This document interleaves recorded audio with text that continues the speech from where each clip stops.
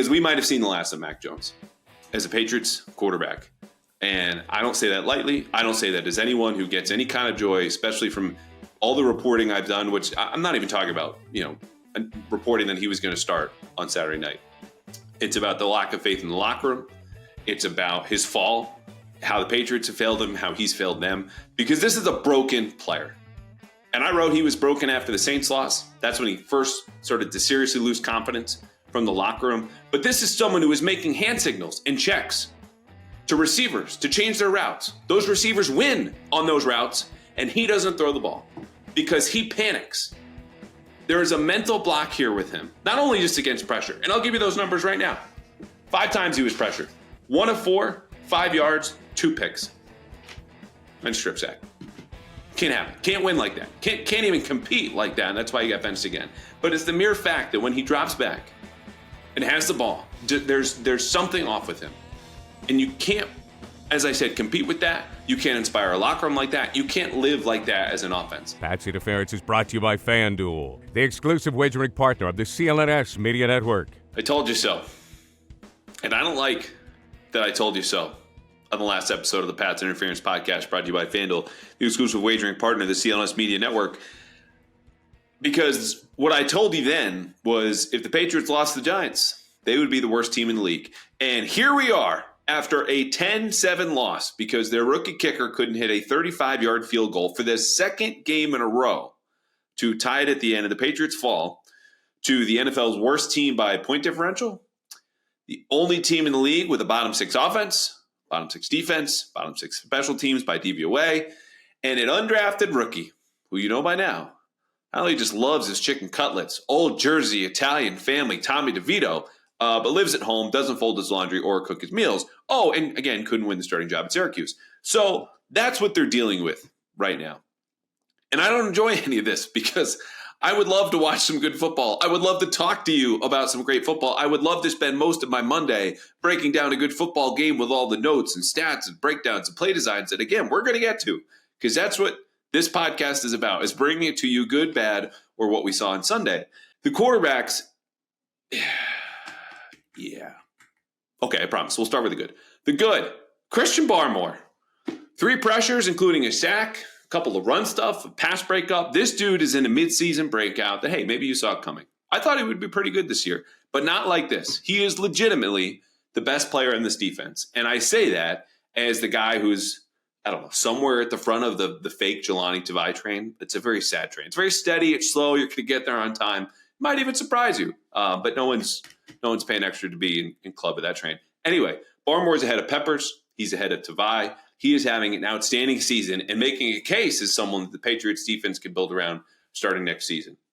Right behind him on Sunday, Anthony Jennings, who I don't remember who asked me in the mailbag a couple weeks ago, but was asking like, oh, is this is a breakout? Is he a real guy? Is he just, coming along? And my answer was like, look, you get enough snaps, you're going to run into a run stuff or two, maybe a pressure. So he's still just kind of a guy. Well, on Sunday, he was a dude. 4 pressures, according to PFF. I only had him down for 3.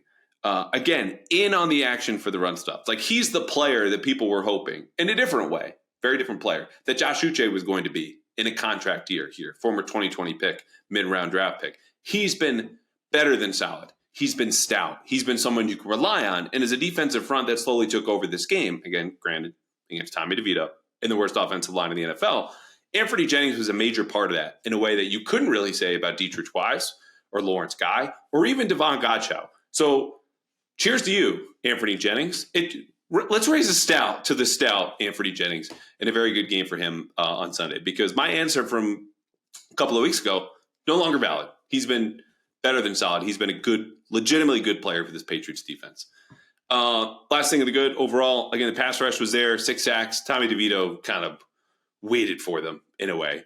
Half of the snaps in which he was pressured resulted in sacks. He only had 2 completions on those 12 dropbacks where he felt a little bit of heat. Nonetheless, Patriots closed in. You hold a team to 10 points. I don't care who it is. That's at least a decent day at the office, but maybe not as good as you might think. On to the bad. I'm still going to make you wait for the quarterbacks because I said it last episode. I think we're allowed to be tired of the topic. We're going to get to it. But the first one is J.C. Jackson. because J.C. Jackson allowed 3 catches for 75 yards, according to my charting. PFF had him for 6 and over 100. Again, I don't agree with that because they assign blame for every single completion to one defender, even if you just happen to be nearby and it wasn't your fault or your particular zone. And so with JC, though, this is a guy who's just not sticking in man coverage anymore. Hasn't all year. And is in a rotation right now with Jonathan Jones and Sean Wade, who played on the outside. He obviously left L.A. Very interesting week for J.C. Jackson. Maybe the only interesting thing about Patriots Chargers coming up, but I digress. He's a problem right now in the secondary. And I think a better quarterback and a better receiving core would take advantage of him. And Jalen Hyatt, rookie out of Tennessee, speedster, had the first 100-yard game for the Giants in the last year and a half. It came at J.C. Jackson's expense for the most part, and that's something you can't have. And you might have more issues with guys like Keenan Allen coming in. Only has, according to the Sunday night broadcast, the NFL record for average catches per game, I think it's 6.5 for his career. It's going to be a problem. And I would not be surprised if I don't want to say gets benched, but sees a lot less playing time because he could have given up a legitimate 100 receiving yards, not just according to PFF, but on Sunday alone by himself. If Tommy DeVito was able to deliver the ball downfield, he was not good. Okay, on the quarterbacks. Mac Jones, I'll just, spoiler alert, is going to be safe where we need to talk. Bailey Zappe.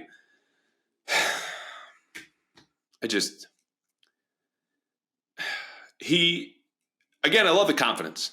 But the fact of the matter is confidence when it comes to Bailey Zappe doesn't matter as far as he goes. It's what Bill O'Brien believes or doesn't in him. And very clearly does not believe in Bailey Zappe because as first noted by Zach Cox, friend of the podcast from Nesson, Bailey Zappe had 9 completions and the air yards on those, the total amount of distance that they covered ahead or behind the line of scrimmage, 9 completions, -4 air yards. This dude was limited to screens in a way that you were only give your kid like certain juices. Like of all the drinks that you could pick from, not soda, not obviously booze, not obviously anything else. You're limiting a young infant to just, you're going to be on this kind of formula or water or OJ. Like that's what Bill O'Brien was doing here for Bailey Zappe. We're not going to mess around and let you pick and choose. You are going to hand this and you are going to like it. And he was throwing all of these passes in a way that was, this is the target. He's going to be behind the line of scrimmage and that's it.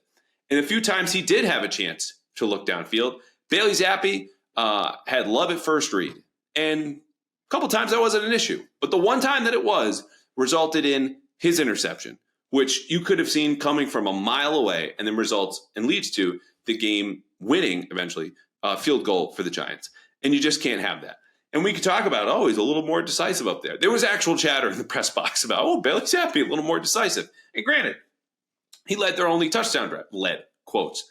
But when you look at the play calls and how they're structured and designed and how far he's looking downfield, this is very clearly a coaching staff that not only refused to start him on Sunday after Mac Jones had been benched 3 times in 10 games, but a coaching staff that cut him, made him a healthy scratch in week 6, and then when he plays is handcuffing him to the most basic possible passing plan as he goes 9 of 14 for 54 yards, an interception, and that sack. His EPA per play, by the way, same as Mac Jones. So wherever you fall in this debate that no one should be having anymore, according to the most advanced trusted stats that we have, he was just as bad. But the reason we saved Mac Jones for We Need to Talk is because we might have seen the last of Mac Jones as a Patriots quarterback.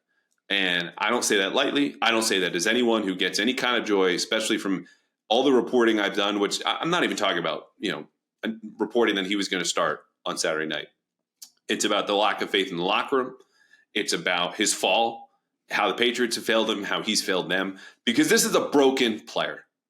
And I wrote he was broken after the Saints loss. That's when he first started to seriously lose confidence from the locker room. But this is someone who is making hand signals and checks to receivers to change their routes. Those receivers win on those routes, and he doesn't throw the ball because he panics. There is a mental block here with him, not only just against pressure. And I'll give you those numbers right now. 5 times he was pressured. 1 of 4, 5 yards, 2 picks. And strip sack. Can't have it. Can't win like that. Can't even compete like that. And that's why he got benched again. But it's the mere fact that when he drops back and has the ball, there's something off with him. And you can't, as I said, compete with that. You can't inspire a locker room like that. You can't live like that as an offense. And that's why, again, He drops back 21 times, 89 yards. And when you combine his numbers with Bailey Zappe, the Patriots average one more yard per run play than they did drop back in the modern NFL. He is a broken player. And it's a broken environment around him, and the worst receiving core, and the worst supporting cast. But the reason the Patriots are 2-9 more than anything else is Mac Jones throwing games away with these decisions. He has, on the season, found this out today, according to Pro Football Focus, 4 more interceptions this season than throwaways. He has 15 more turnover-worthy plays where he's risking a turnover than he does throwaways. And he could have avoided both picks if you look back. The first one goes into triple coverage. Just soared out of bounds. Live to see another play. 2nd and 8 becomes 3rd and 8 instead of a touchdown for the Giants going the other way. Doesn't do it. Second pick, lobbed into double coverage. An improvement. But also took points off the board for the Patriots because if he had just taken a sack, they're still in field goal range. And instead, he throws it up. They go back the other way. And that was actually the one that led to points, not the first one. But I digress. He's a broken player. This is a terrible system, a terrible environment, just bad everything. But when the guy holding the ball, the guy pulling the trigger, doesn't either trust himself to do so or is aiming in the wrong direction or picks a target and then looks elsewhere, what are you going to do? As a coach, as a player, as a fan, it's over. It's been over. And this, mercifully, in a way, you would hope is the end for him. And the last thing I'll say is this, because I did the breakdown on Bailey Zappe as far as all the screens. More than half of Bailey Zappe's completions were screens. Bill O'Brien tried to build him back up, Mac Jones. Okay, he had play-action passes on half of their first 6 first-down plays. So he knows the Giants are expecting a run. He knows the Giants like to blitz. But here are neutral, 1st-and-10 situations. We'll fake the run, open up space downfield. You'll have a defined read. These are 2 or 3-man route combinations. That's it. And Mac hit a screen for 19 yards. Devontae Parker, great. Hit a check down to reminder. Stevenson airmailed a ball over Mike Gesicki's head and then melted down. So there were defined windows. The play calling tried to build them up and make this happen, and you just couldn't do it. Now, do I think Bill O'Brien should have run the game plan we talked about last week? The old Buffalo windstorm plan? Yes, I do. Because there's a way to still help the rest of the offense. And they didn't do it when Bill O'Brien was actually calling 79% of their first down plays with Mac Jones were passes. Now, the success rate on those was about the same as the run calls, but I just think you had a better chance. Again, I'll say it for a third time. The offense averages a full yard more per run play than drop back. And if you had leaned a little bit more into that, I don't think you had as much danger as they did with quarterbacks because it's the worst quarterbacks room in the league. It's the worst offense in the league, and it is now the worst team. Okay, so we've all seen the Patriots struggle to score this season. That has been no secret. But I have something new for you. And that is the fact that you at home or walking the dog or at the gym or grocery shopping, you yourself can score this season with FanDuel, America's #1 sportsbook. Because right now, new customers get $150 in bonus bets. That's $150 in bonus bets with any winning $5 moneyline bet. Again, $150 if you pick a team and that team wins. And if you've been thinking about joining FanDuel, you've heard me talk about them a lot. There is no better time than right now to get in on the action because the app is super easy to use. And if you don't like picking straight up winners, you could go with point spreads or player props, over unders, and tons more. Just visit FanDuel.com/Boston and open up the NFL season on your terms with FanDuel, the official partner of the NFL. Ever wish you could navigate the betting field with the confidence of a pro? Enter Odds Are. They're not a sports book, but they're the sports betting advisor you've always needed. It's like having a playbook for smarter bets right in your pocket. I've been absolutely loving the experience, and I think you will too. Especially since Patriots Press Pass listeners get a 30-day free trial. Elevate your game day and join the smart betting revolution. Go get it at oddsr.com/presspass. That's oddsr.com/presspass. Okay, let's move on, shall we? What would NFL film say? What would NFL film say? Well, first of all, Matt comes back because that's the big question. They go out of the bye. Did the time away do you some well? I bet they throw in that 19-yard screen to Devontae Parker. But then here comes the interception. And then there goes a sack. And then we're right to the second half. Boom, Bailey Zappe trots out, slowly marches down. Completion. Again, their screens. And then Ramondre Stevenson rumbles 7 yards for a touchdown. All right, Patriots are back in business. Well, not so fast. Zappe pick, missed field goal at the end.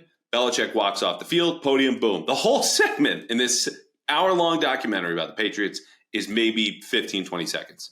And that's it, because God knows we don't want to watch the NFL version of the boy in the white pajamas much longer. One quick note before we get to mailbag here. I would not expect Demario Douglas, who told me after the game that he did not have a concussion, was doing okay. I would not expect him to be a full participant in practice on Wednesday. Little nugget there for you. Speaking of the locker room, because I had this written down, I wanted to share this with you. It got a little traction on Twitter, but this just captures the state of the locker room, the state of the team. We could talk about all the numbers I gave you, the state of the quarterback room, how it's dragging down the rest of the offense. But they're 2-9. There's no one way that they win. And if there was one way, a defining strength, something that paves the way for the Patriots to stumble their way to victory, you would argue it's the defense. Well, even the defenders know that's not the case. Because here's Adrian Phillips to me after the game. Quote, "We gave up 10 points and lost the game 2 weeks in a row. So now we've got to give up 0. Whatever we can do to get our offense the ball back and get a chance to win. If 10 ain't enough, then we got to bet 1,000 and give up 0. Yeah. All right. On to the mailbag. So, let's see. Like I said, over 10. We're going to try to breeze through a couple, and then I'm going to take more with a few. One of which, right off the top, Magic 8 Bill. I think the first time writer. I want to say that. First time mailer. His question, regardless. With the Panthers firing Frank Reich, do you think Belichick will be on their radar? If not, then who? So I threw out Belichick to the Panthers as a possibility on TV a couple of weeks ago. And I said it was a sleeper because you don't see first-year coaches fired. Well, lo and behold, David Tepper, who bought the Panthers 2018, I think sometime around then, has had 6 head coaches, including interims, now since then. 6 years, 6 head coaches. And I do believe that he would place a call to Bill Belichick because he's looking for something that's solid that he hasn't found yet. And I don't think he knows what he's looking for or has a proper framework or expectation of what success looks like in the NFL or how you come about it. Because, again, he's firing guys 11 games in. Poor Frank Reich has been fired twice in the last 385 days. But anyway, I don't think Belichick takes that job. I don't think he wants to do anything with an owner who's out of touch in the way that David Tepper appears to be. So who else is on the list that might say yes? Jim Harbaugh, that's for sure. And it's not only just because of all the trouble at Michigan, but in doing some reporting around the Raiders situation a couple years ago when Josh McDaniels left and Dave Ziegler goes, I found out that all the noise that was going out there in Las Vegas about, Jim Harbaugh going to come to the Raiders, a whole lot of hooey. Nothing. Sounded like that was coming from Harbaugh's agent or his camp, and there was never any real interest there on the part of Las Vegas. So who knows what happens with the Raiders now, but Harbaugh's stock is up. He has been looking to come to the NFL for years. Michigan now has pretty good reason to part ways, find somebody else if they can. And so I would think Tepper, who seemingly has made this about the quarterback, a quarterback he supposedly drafted, by the way. It sounded like Frank Reich wanted C.J. Stroud. And that's not now they tell us, make me look good on the way out as I'm getting kicked out of the building. No. We heard this. C.J. Stroud was the betting favorite at our friends at FanDuel back before the draft. But anyway, Tepper is going to want someone to develop Bryce Young, Jim Harbaugh, known developer of quarterbacks. And I'll give you one more name, though I think he withdrew last year from the head coaching search, just like Jerod Mayo does. And what does that say? If Jerod Mayo pulls his name out from a head coaching search in the NFL, only 32 jobs like this in the entire world, to come back and be an assistant for an eventual 2-9 football team. Again, granted, none of us expected this. And that decision was absolutely right on the money because of how insane it is in Carolina. Anyway, I have to throw out Ben Johnson because I think I am contractually obligated as an NFL beat writer to throw out Ben Johnson. I think if the toilet breaks tomorrow and my wife asks for a couple names of a repairman, I think I have to say Ben Johnson because that's what every writer's doing right now. For any kind of job that's available or comes up, Ben Johnson, give him a call, the Lions offensive coordinator. So there are 2 names right there. Anyway, Jordan is asking, not about my toilet or a repairman. He wants to know, at what point did it all go wrong? Quote, getting rid of Tom. Ryan Patricia's the offensive coordinator. Though wouldn't you love Matt Patricia back right now? I wouldn't, for the record. The failed drafts of 2017 and picking Tony Michel and N'Keal Harry. So I hate to tell it to you, Jordan. It's not been 1 point. It's been a series of points and years and drafts and coaching changes and front office failures and bad free agencies and lack of spending. And yes, the inexplicable inability to have a succession plan for Tom Brady. Also Gronk, which gets lost. Patriots had the worst tight end room in 2019 and then 2020 because they thought throwing 2 third-round picks from the worst tight end class, as DraftNix were telling you at the time, would somehow solve that. It did not. Anyway, it's been bad process. It's been roster rot, as I put it in my column from Sunday after that loss, and mismanagement.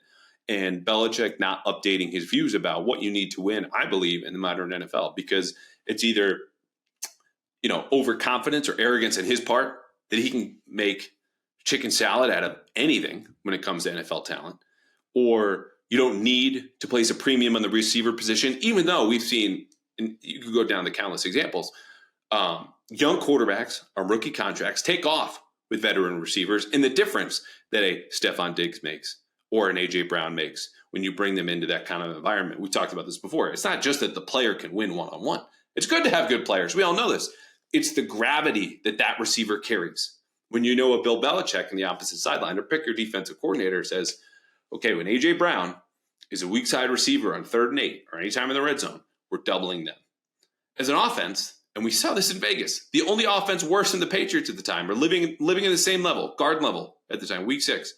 McDaniels knew that's how the Patriots would operate with Davante Adams, and they targeted other receivers like Jacoby Myers and Trey, I forgot his name, rookie speedster, 4th or 5th rounder out of Cincinnati.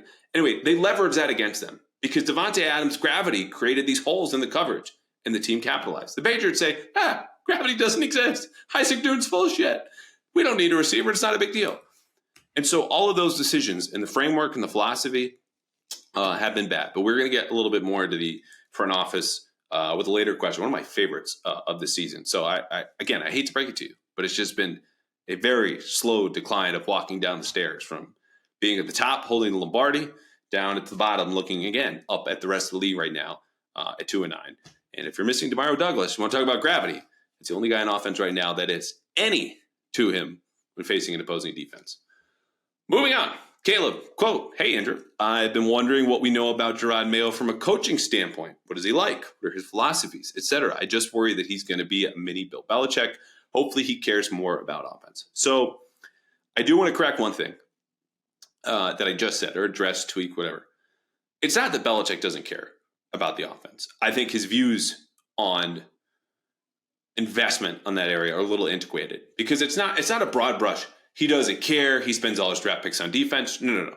The Patriots over the last 10 years, and I've said this before if you're a longtime listener, their average ranking in cash spending on offensive players is 14th in the league. The last 10 years, their single season ranking, they've averaged 14th in offensive spending. On defense, their average ranking in cash spending over the last 10 years, also 14th. So that is a dead even split. And we could go down to the first round picks. We heard from some of them. Sony Michel, Isaiah Wynn, N'Keal Harry, Mac Jones, Cole Strange. They invest in the offense. They just stink at it. Like it is all-time failures in the offensive department. But this is not, like, it's just like such a primitive caveman take that I do hear from some colleagues. And look, we all have bad takes. I'm not out here to police everybody else. But if the thinking is, oh, Belichick is a defensive coach, he only cares about that side. That's how he came up. What are we doing? Did you miss the spending spree of 2021? All the draft picks I just mentioned? Hell, 2007 with that offseason, if you want to go really far back. The offensive lineman he's drafted, Nate Solder, Logan Mankins, like all this different stuff. There are countless examples. But the spending numbers I just gave you say it all. They're a balanced team. They just stink at scouting the offensive side. Anyway, it's not that he doesn't care. He's just bad at it. Jerod Mayo, which is what you really wanted to know about. He is a personable guy. He is a player's coach. He is hard and demanding. He has made himself in many ways in the mold of Belichick. And I think that rubs off in positive ways where he's very cerebral, dedicated, hardworking, natural leader. And in some ways that I've heard this year, and not in any kind of serious, I would report this, but this is my podcast. You're listening, I'll tell you, that people who are loosely connected to the building would say it's just, you worry that he's stepping in maybe a year or two early. And it's not just, hey, you can only apply for this job if you've had X years of experience. Like you would find this on Indeed or something. And everyone else, no need to apply. It's just the attitude. And then what I heard was maturity, which again, I'm not reporting using any of that, but they do. That comes along with being a head coach in that position and how you respond and deal with certain responsibilities in a way that you know how Belichick's going to react. Hell, this is the season from hell. And I know how he's going to be at the press conference, in the team meetings, how he's going to handle everything. Because that's just how he is. He's old. Maybe there's some immaturity in there. But the point stands that there's a little more unknown there. But as far as players go, as far as his X's and O's, as far as his command of the room and his work ethic, yeah, it's everything that it's supposedly been made out to be. It's just an unknown with that head coaching job because it's a big, big leap. And I don't care that he hasn't called defensive plays. I mean, that's something that just does not translate. I made the analogy before. The head coaches of any football team, they're the principals of your school. Okay, they're the front-facing, highest-ranking people in this organization. But the people doing the actual coaching, the hands-on work that generally leads to the development of students, or in this case, players, are your professors, are your assistants. Department heads can be your coordinators, take that analogy, or throw it in the trash if you want. Whatever you want to do with it. But that's the point here. So how does he go from that office as, department head of the defense to the principal chair? Because it's a lot more. You get a lot of students acting out. You got a lot more parent phone calls, like dealing with agents. It's a whole different deal. He's long believed, I will say this, and this will be the last comment, that he's ready for this role. He said it 2 years ago on the record with reporters. And hell, got an interview from the Eagles. Good from him. Since interview with the Broncos and Raiders. But how many coaches, if you didn't know him, and I get that he played in the league, that carries a lot of equity in the locker room. How many coaches, if they had 3 years of not just NFL, but college, high school, whatever experience, after 3 years, say I'm fit to be a head coach? Would you believe him? Would you feel confident in that person? Because now he's in year 5, and he feels the same way. He's been emboldened by ownership and the situation here. There's a good enough chance where I think there are some people that go, I don't know how this is going to go. And hey, you deserve some leeway. First year head coach, first year anything. You deserve time to develop and grow into that. But that's where I think the concern is. It's not just the inexperience. It's kind of the mindset and approach that comes along with that. All right. Cheeseburger Posse, welcome back. Haven't heard from you in a little bit. Quote, does Bill get the axe prior to the end of the season if they keep losing in this fashion? No. I would be shocked. I would be floored. And I've said this before, that I think it comes down to a respect between Belichick and the Krafts. They understand what they built. I mean, this goes beyond 6 Super Bowl trophies, the greatest 20-year run in NFL history. This is about each of their legacies. This is about a small economy around Foxborough. This is about the Patriots becoming one of the most valuable franchises in sports anywhere in the globe. Okay. And everything that they've accomplished together. And so to be fired like Frank Reich was today with a tweet from the Panthers and 3 or 4 sentences with Robert Kraft's name now at the bottom of the Patriots did this, just would be very disrespectful of, if not the greatest, one of the greatest head coaches of all time, and everything he's done leading up to this point. And it's been a lot of negativity, and I've covered it and been as critical of him as anyone. But I think it would be the wrong move.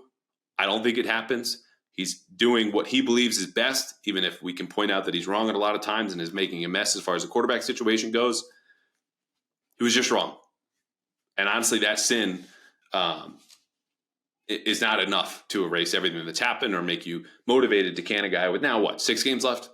And if you want to get Jerod Mayo a head start, I just don't think the experience he would gain dealing with a losing locker room that's out of playoff contention in any way helps him set a foundation for years to come, knowing he'll reshuffle the staff in his own image. I mean, heck, guy who stepped in Carolina fired Josh McCown and Deuce Staley because they were Frank Reich loyalists. So I just don't think that's any kind of experience. It would help Jerod Mayo in year 1 or year 2 or year 3. And if it does, that means you're 2-9, and that means he's probably not long for that job anyway in the coming years. So no, I don't think it happens.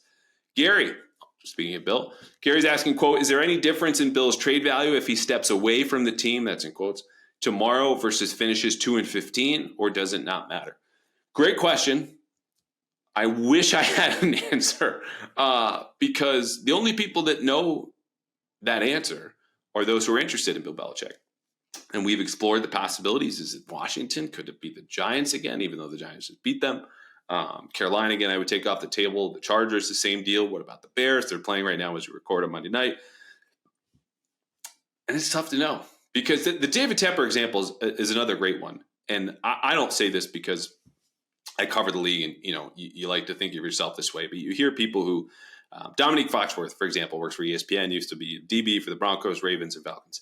Said when he was negotiating the CBA across the table from these owners, I think it was 2011, realized very quickly in talking to Jerry Jones that, hey, these billionaire owners might be exponentially more rich than I am, but they're not smarter than I am.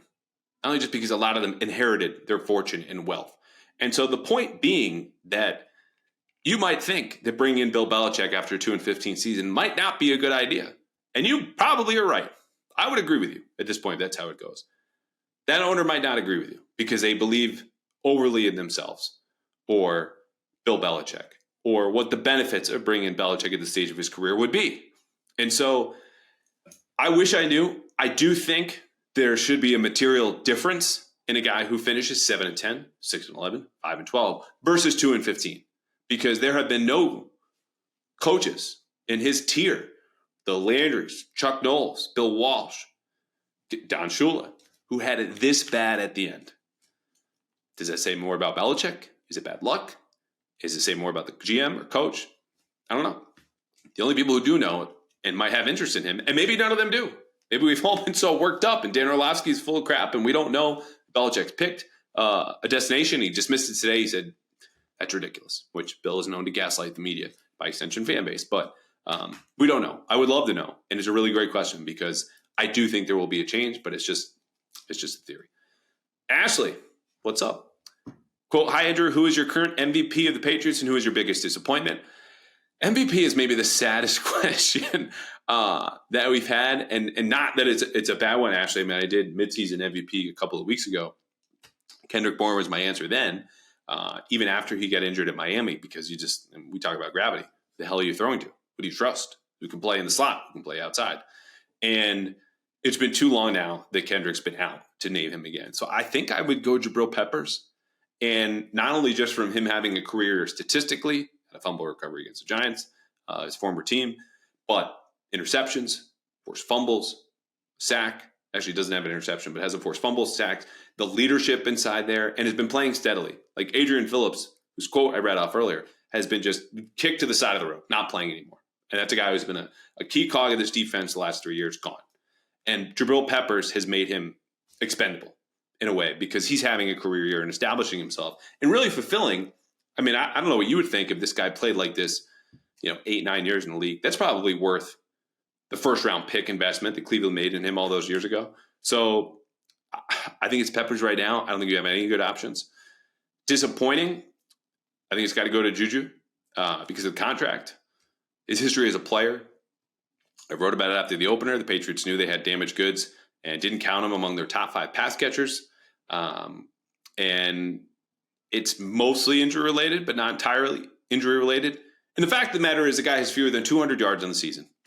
And we're heading into, week 13? That kind of says it all.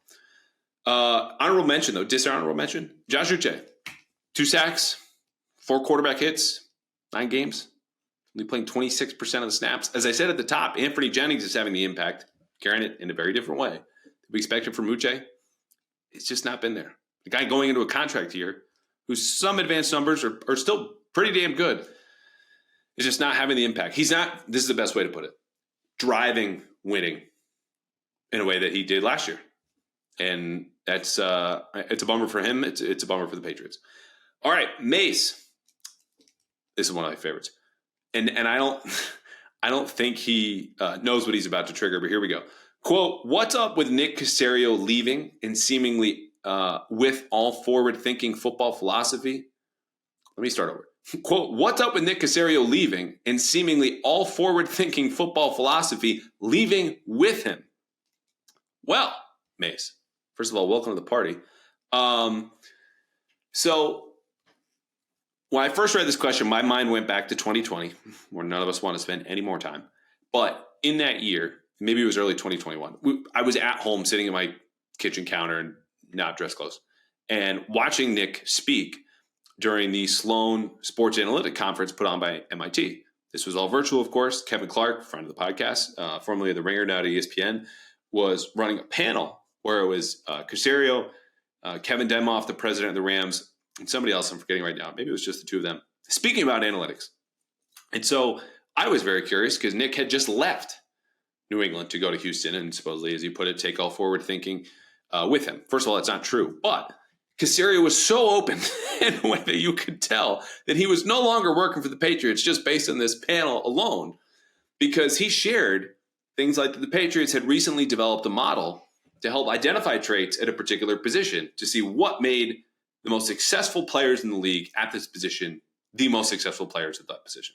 And so they ran through players with different data points like height, weight, arm length, all this different stuff.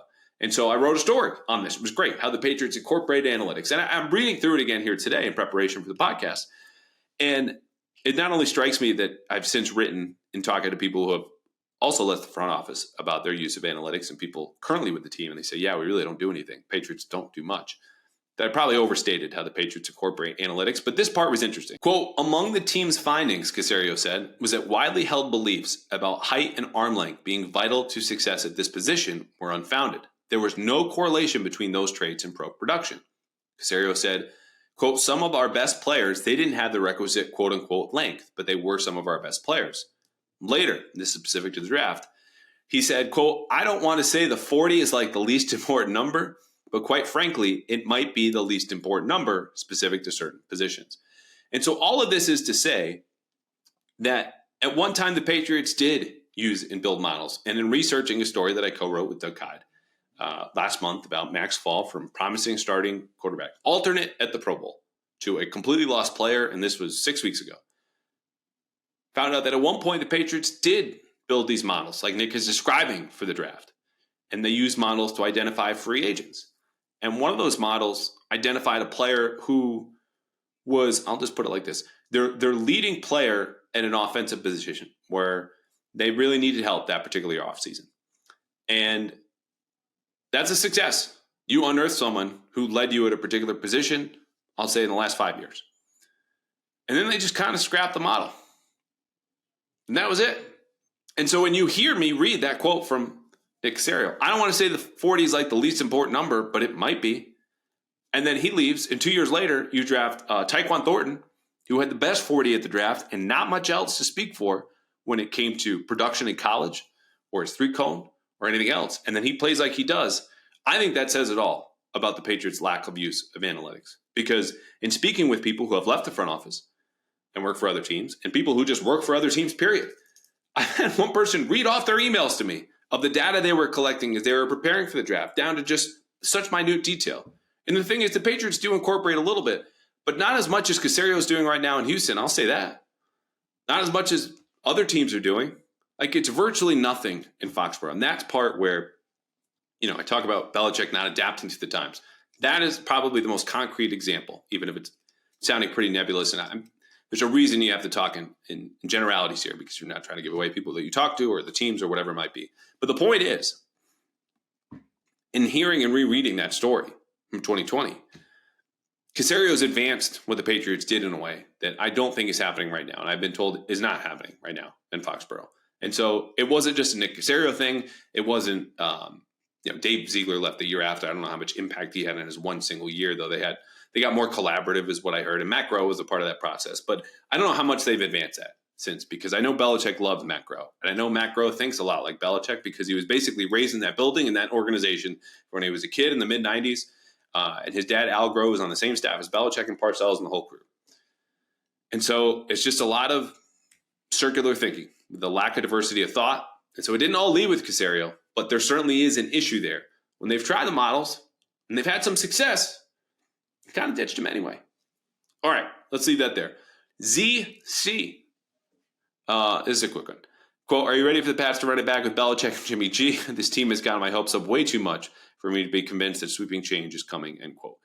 No, I'm not. It's not going to happen. If it does, I will print out that tweet and I will eat it here on the podcast. That is not a new bet. People eat tweets, have eaten tweets. I don't want to eat the tweet. But we will do it. We will live stream it, and we'll find one of those, what are they, ghost peppers? Yeah, we'll wrap it with a ghost pepper, and you'll watch me eat this on YouTube Live. As all my family never talks to me again if that happens. It's just, it can't, it won't. Mark, this is not uncle-in-law Mark, shout out, listener, loyal listener to the podcast. Different Mark. So, uncle-in-law Mark, feel free to ask a question anytime. Quote, other Mark, do you think Kraft goes outside the family for a new GM or sticks with someone who has been or is currently in the organization? 2, odds are Kraft does something like hire Mayo as head coach, keep O'Brien as the OC, and make someone like Elliott Wolf or another former Patriot executive as the GM. So I think this was 2 weeks ago, maybe 3. We addressed this. I'll reiterate the cliff notes of what I said then. I think Kraft stays inside. Right now, Mayo is the odds-on favorite to stay as a GM. I do believe Bill O'Brien, who just signed a contract, just got here, is going to stay. He got here because of ownership. Belichick approved the move, but you hear since that Belichick might have wanted to stay with Matt Patricia. I think the both of them stay, if I had to bet. And Elliott Wolf is a good name because it's not only that he's in the building now, but it's that like guys, who's the head coach in Tampa? Jason Light, Dave Ziegler, Elliott Wolf, started their careers elsewhere, or at least spent significant portions, and in Elliott's case, most of their career in other front offices. So they were not groomed in a way that, as we just described, you get this kind of circular thinking for the Patriots, or things that default go back to Belichick. And it's not that they're all yes men. They'll have debates in the front office. They do on the coaching staff. They do everywhere. But they're all coming from the same place. You think in a similar way. Elliott does not. Elliott's experience has been highly valuable to Belichick, and particularly dealing with negotiations and free agency in a way that they've tried to wean, as I understand it, Matt Groh onto some of those deals. One of the first ones he did, I think, was resigning Brian Hoyer 2 years ago. Like, easy layup, 2 years, $5 million, just give it to him kind of deals. And so Elliott started in Green Bay, where his dad, Ron Wolf, Hall of Famer, I think, architect the Super Bowl teams there for the Packers. Grew up under him, didn't get the job when they hired Brian Gutekunst a number of years ago. And so he left Cleveland a year or two and then has since been in New England. So my point is, Elliott is not only someone, quote, in the family, but he's someone who could bring outside perspective and has the connections and the experience and has proven himself to even earn a fancy new title, director of scouting, whether it was this year or last, I don't remember, but it is a good name to know. As far as who that GM will be, I don't know. But I do think they will have to be in lockstep with Mayo right now, considering he's, in my opinion, the favorite, with Bill O'Brien staying. And they try to tweak and modernize and upgrade the foundation that Belichick laid for 24 years. And they want to keep that system in place. Just update it, okay? Last one. I don't know why I saved this for the last one. It really shouldn't have been. No offense to Mac Jones, tank commander. Why didn't Jarrett Stidham get a chance to start in 2020? He did. And Cam Newton beat him out. And I saw it with my own 2 eyes in multiple training camp practices. And you might not like that answer. It was closer than Mac Jones versus Bailey Zappe. A lot more fun, as much as that season, much like this one, kind of sunk. But hey, those Patriots finished 7-9.